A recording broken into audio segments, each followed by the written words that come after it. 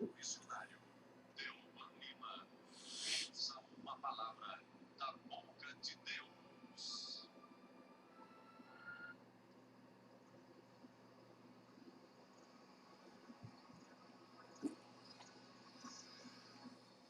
Essa história que nós comentávamos com você agora há pouco, a história de Naamã, é uma das histórias bíblicas mais conhecidas. Né? Quem não conhece a história daquele general que trazia uma enfermidade terrível debaixo de suas medalhas, debaixo de suas roupas de grife, ele era leproso. O texto sagrado diz assim, que Naamã era um homem de grande respeito, que Naamã era um homem de grandes conquistas e vitórias, que Naamã era um general poderoso, vírgula, porém leproso.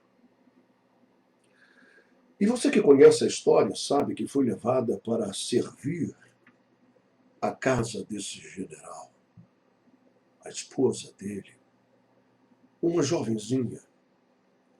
E essa jovem ela foi trazida de Israel, foi trazida para trabalhar na casa desse general. E ela tomou conhecimento da situação daquele homem. Ela deve ter ouvido algum comentário acerca daquela doença terrível. Talvez poucas pessoas soubessem. O rei da Síria, a sua esposa, as pessoas mais próximas ao general, as pessoas de confiança. É com certeza algo que ele desejava trazer oculto, escondido, fora das vistas das pessoas, não é? Debaixo de suas medalhas, de suas roupas de grife, de sua couraça de general. Ninguém sabia, ninguém via, ninguém sentia nem sequer o cheiro. Mas ele estava leproso. E aquela doença ia aos poucos comendo a sua carne, consumindo a sua vida. Sua morte estava decretada. Essa garota soube disso. E ela então disse à sua senhora, olha, se ele estivesse lá em Israel, com certeza, eu não tenho dúvida, lá há um homem de Deus, há um profeta. E com certeza eu já vi milagres extraordinários. E ela deve ter comentado sobre esses milagres. Ela deve ter falado sobre os acontecimentos sobrenaturais que vieram do profeta Elias e foram herdados pelo profeta Eliseu. E ela contou tudo aquilo e disse, se ele estivesse lá, eu não tenho dúvida alguma que ele seria curado. E aí, fizeram então a notícia chegar até o general Naaman. E ele foi conversar com o rei acerca disso. Talvez, e eu penso com certeza absoluta, esse homem deve ter tentado todos os meios disponíveis na época, não é? Todos os meios disponíveis em seu país, todos os médicos, todos os curandeiros, quem não tentaria? Quem vai ter uma doença fatal e não vai mover uma palha para tentar ser curado? É claro que ele tentava, de todas as formas, mas nada dava certo. E a sua enfermidade piorava a cada dia. Esse rei, ao saber dessa possibilidade, escreve uma carta ao rei de Israel. E diz assim, o meu servo, o meu general de maior valor, ele está doente. E eu estou te enviando a ele, porque eu recebi notícia que em Israel o poder de Deus se manifesta. E eu estou te enviando a ele para que tu o cures dessa enfermidade. Bom, é claro, rei de Israel ficou desesperado. E ele começou a dizer: esse rei está procurando uma ocasião para travar uma guerra contra mim. Acaso sou eu Deus para curar alguém, para fazer viver ou para fazer morrer? E ele rasga suas vestes como sinal de reprovação, de pavor, de expectativa do que estava por vir contra a sua vida, contra Israel. E fizeram que Eliseu soubesse da história. Eliseu mandou um recado, disse: não se desespere, manda ele até mim. Não fique preocupado. Mande que esse general venha até mim, porque será manifesto que em Israel há um profeta de Deus. Envie ele a mim. E aí, você conhece bem a história. Naamã pegou o seu cavalo e alguns dos seus soldados mais próximos e levou consigo muita prata, muito ouro, roupas luxuosas, muitas coisas de valor para presentear o profeta de Deus. Esse homem, ele era acostumado a ser recebido com honras militares, com honras de chefe de Estado. Né? Ele não era um qualquer. Era um general de grande importância. O problema é que quando ele chegou próximo à tenda do profeta, o profeta não quis nem sair lá fora, nem recebê-lo. Apenas mandou um recado pelo garoto que o servia. E esse garoto veio do lado de fora e disse: olha, general, o profeta não vai te receber. Mas ele mandou dizer uma coisa: vai até o Rio Jordão ali embaixo, lava-te nele 7 vezes. Mergulha, afunda nesse rio 7 vezes. Porque tu serás curado da tua lepra. E aí aquele general ficou furioso. É o que o texto diz, é essa expressão usada na Bíblia. Ele ficou furioso com aquilo. Ele se sentiu ofendido pelo menosprezo que o profeta deu a ele. Nem sequer saiu ali fora, não fez nenhuma espécie de honraria, não recebeu os presentes que ele trouxe, e manda que ele mergulhe naquele rio barrento, aquele rio sujo. E ele diz aos seus soldados: mas acaso lá em nossa terra não existem 2 rios lá que são limpos, lindos, uma água espelhada? Eu não poderia mergulhar neles, eu tenho que mergulhar nesse rio barrento. Vamos embora, vamos voltar para a nossa terra. Eu não quero saber desse profeta. Ele me desonrou.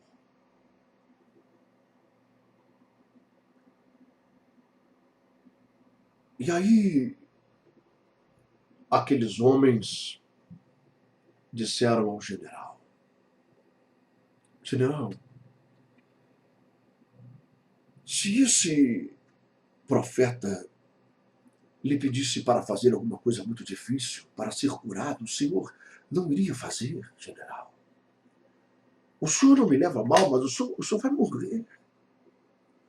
O senhor não me leva mal, o senhor é um general e tudo, eu lhe devo respeito, mas o senhor está morrendo. E o senhor tentou todos os recursos da medicina, dos curandeiros, dos rezadores, e nada deu certo. E agora o senhor está diante de um homem que se diz profeta de Deus.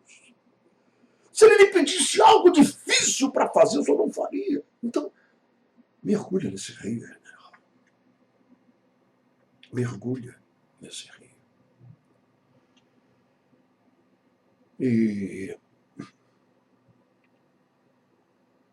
o general pensou bem e tocou o seu cavalo em direção àquele rio. E quando chegou lá, todos os seus soldados e os seus comandados estavam ao redor dele. Ele salta do cavalo. E pela primeira vez, ninguém havia visto aquilo antes. Só a sua esposa, mas ninguém. Nem o rei. Pela primeira vez, Todos aqueles homens vêm debaixo das suas roupas de grife, das suas medalhas, porque ele foi obrigado a se despir. Ele não entraria naquele rio vestido, mas nu. E ele foi obrigado a tirar as suas medalhas, a sua roupa cara, a sua couraça, toda a sua vestimenta de soldado. E ele teve que expor a sua pele doente. Ele teve que expor diante dos olhos de todos aquela lepra. E ele entra naquele rio sujo, naquela água fria. E ele vai entrando passo a passo, até chegar à altura da cintura, e então mergulha, uma vez após a outra, até que na última vez ele levanta curado. Agora, você pode pensar, meu irmão, minha irmã, você que me ouve em algum lugar. Missionário, essa é uma bela história. Eu, na verdade, já vi filmes sobre isso. Já vi. Desde criança que eu frequento a escola dominical, que a história desse general é contada. Mas o que isto tem a ver com a minha vida? Muitas coisas. Muitas coisas. Sabe, eu acredito que Deus, Ele quer tocar na nossa mente. Ele quer fazer com que nós venhamos refletir, pensar. Você lembra daquilo que Jesus disse aos seus discípulos? Quando ele falou àqueles homens, não andeis ansiosos por coisa alguma, nem pelo que haveis de vestir, nem pelo que haveis de comer. Basta cada dia o seu próprio mal. Olhai para os lírios do campo e comecem a refletir. Olhem para as pétalas das flores. Veja a beleza, reflita, raciocine, pense, exerça a capacidade que Deus te deu de raciocinar, de pensar, de refletir, de pesar na balança as coisas. Não é? Exerça essa capacidade. Reflita sobre isso. Então, nós notamos que é isso que Deus quer. Deus quer tocar em nossa mente e nos fazer compreender coisas. Nos fazer discernir coisas. Sabe, meu irmão e minha irmã, é isso que nos distancia dos chimpanzés, dos orangotangos que andam de galho em galho. É isso que faz diferença entre eu, você e os animais irracionais.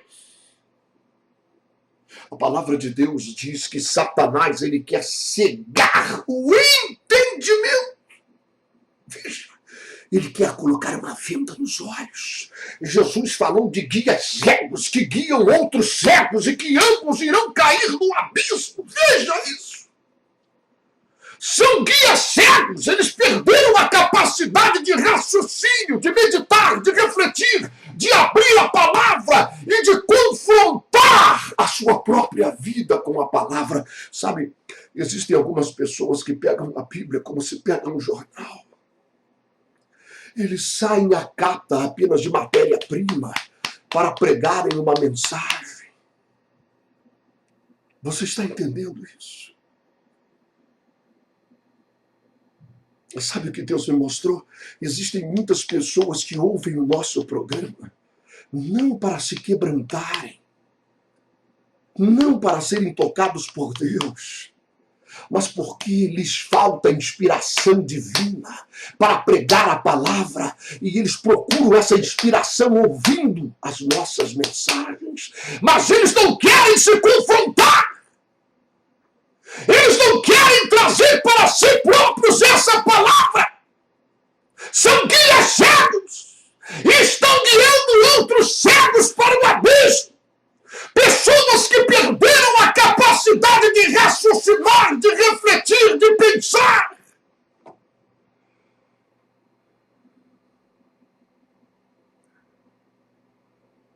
Sabe, eu ontem estava vendo uma matéria, eu não me lembro em que canal foi, mas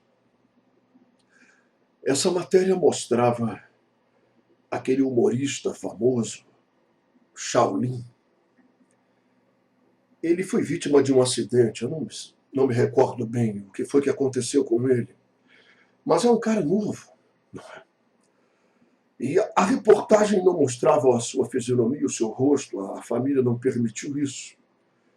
Mas ele está totalmente paralisado e não pode falar. E colocaram na frente dele um novo equipamento, um computador, e mostraram nessa reportagem um outro homem tetraplégico, que ficou tetraplégico, que andava, que falava, não é? Mas que por uma coisa qualquer da vida. E quantas acontecem? Assim, não importa se você seja famoso ou ninguém conheça você, você seja um rosto na multidão. Não importa se você seja rico ou seja pobre. Quantas pessoas, não é? Quantos cantores famosos, ricos, milionários, morreram. Como aquele rapaz daquela dupla Leandro e Leonardo. Lembra disso?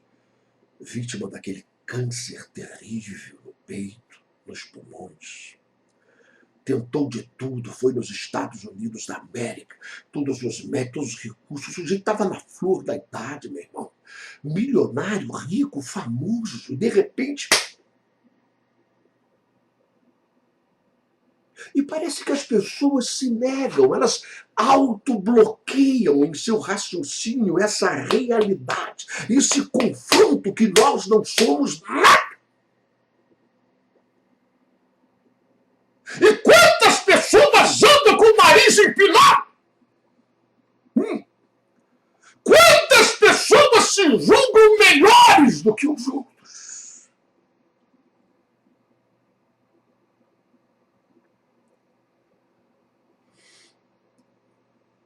E essa reportagem mostrava esse homem que ficou tetraplégico e nessa tecnologia, com o olhar, ele fixa o olhar numa letra e depois na outra letra e na outra, e o computador forma a palavra para que eles possam se comunicar.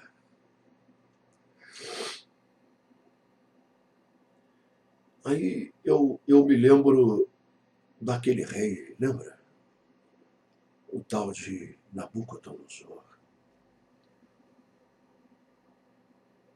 Que coisa, meu Deus. Não é?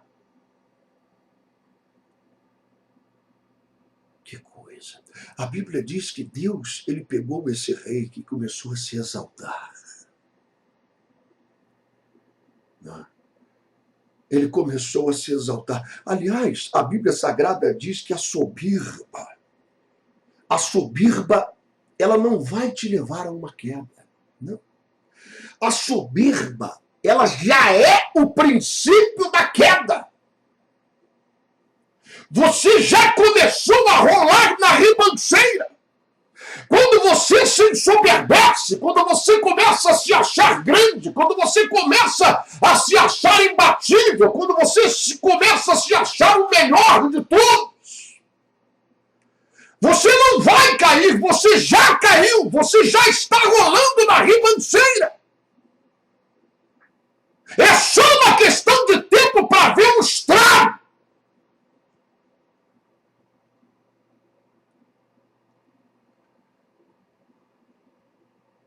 Sabe, eu creio firmemente que Deus quer que nós saibamos nos colocar na posição certa. Que nós venhamos a entender que não somos nada mesmo. Que tudo aquilo que recebemos pela graça e pela misericórdia dele, inclusive a salvação, a fé, tudo que recebemos, tudo que recebemos é pela graça dele. Não há coisa alguma que não venha dele próprio. A nossa santificação, a unção do Espírito, os dons do Espírito, tudo pertence a ele. Como é que alguém pode se ensoberbecer com algo que não lhe pertence? E Deus fez com que nesse rei, um sujeito cheio de pedras preciosas, anéis caríssimos, colares, uma coroa, roupas caríssimas, o sujeito era o máximo. Ele era aquele que arrebentava na época. E Deus fez com que esse homem se tornasse um bicho. Começou a crescer pelo. Não é? Começou a crescer pelo e unhas começaram a crescer e ele começou a pastar com os animais. Ele começou a pastar com os animais até que um dia ele levantou a cabeça para o céu e reconheceu que ele não era nada. E aí então Deus mudou a sua sorte. Quantos exemplos nós já tivemos na nossa vida? Pensa comigo. Quantos exemplos? Eu estava vendo essa reportagem com esse humorista e vendo, meu Deus, que situação, não é? Que qualquer um de nós pode enfrentar. Nenhum de nós está livre de um acidente, de algo que possa acontecer, de um derrame, de um infarto fulminante, de qualquer coisa, de uma bala perdida, de um acidente de avião, qualquer coisa. Quem está livre disso? Quem pode dizer eu jamais enfrentarei isso? E quando um homem ele está paralisado numa cama, sem poder abrir a boca para dizer nem que está com fome, e tem que olhar para a tela de um computador e fixar os olhos numa letra,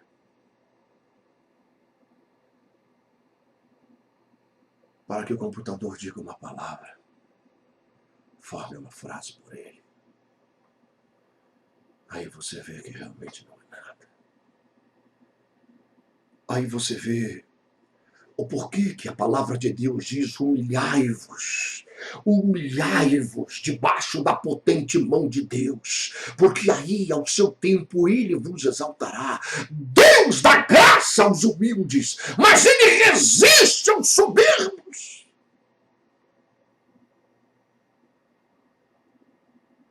Sabe, eu fico pensando quantas pessoas, irmão, irmã, e talvez você que me ouve seja uma delas,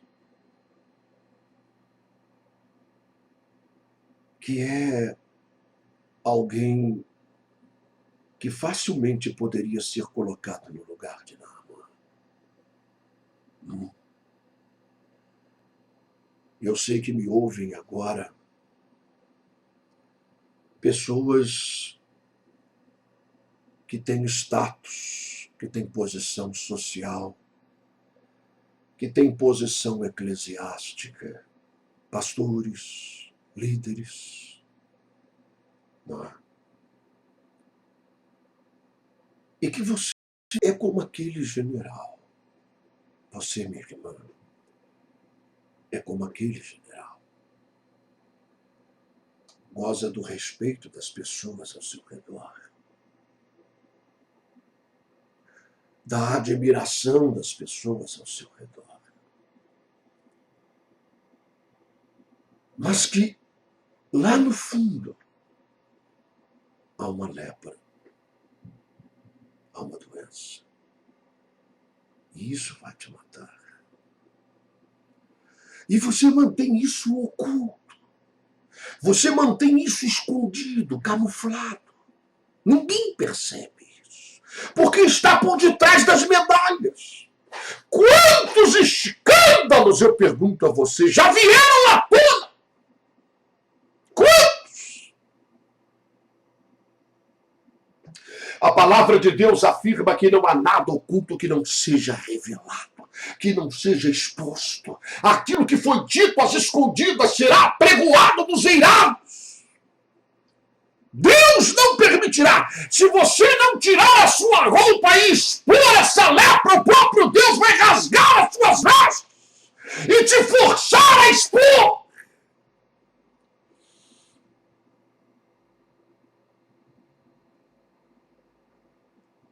O profeta disse a Naamã, com a sua atitude de nem sair da tenda, ele estava dizendo: você não é nada. Você não é mais do que ninguém. Você não é superior a ninguém. Tudo que você tem lhe foi dado por Deus. Toda a posição, todas as conquistas que você obteve foi dada por Deus. Ele sim é digno de toda glória e de toda honra. Se não for a misericórdia dele, você vai morrer podre. Pode jogar perfume por cima, pode botar as melhores roupas, pode tentar esconder atrás das medalhas, mas você vai apodrecer e vai feder. É uma questão de dias, é um processo sem retrocesso. A não ser que Deus coloque a sua mão, você vai apodrecer até a morte atrás das medalhas. Atrás das roupas caras, finas e de grife. Você pode tentar esconder de todo mundo, mas dos olhos de Deus você não esconde. Quantas pessoas, quantos escândalos já vieram à tona? Corrupção, roubo, prostituição. Quantas coisas escondidas existem na vida dos generais, ocultas que ninguém sabe. Agora eu quero fazer uma pergunta a você. Você quer morrer? Ou você quer viver?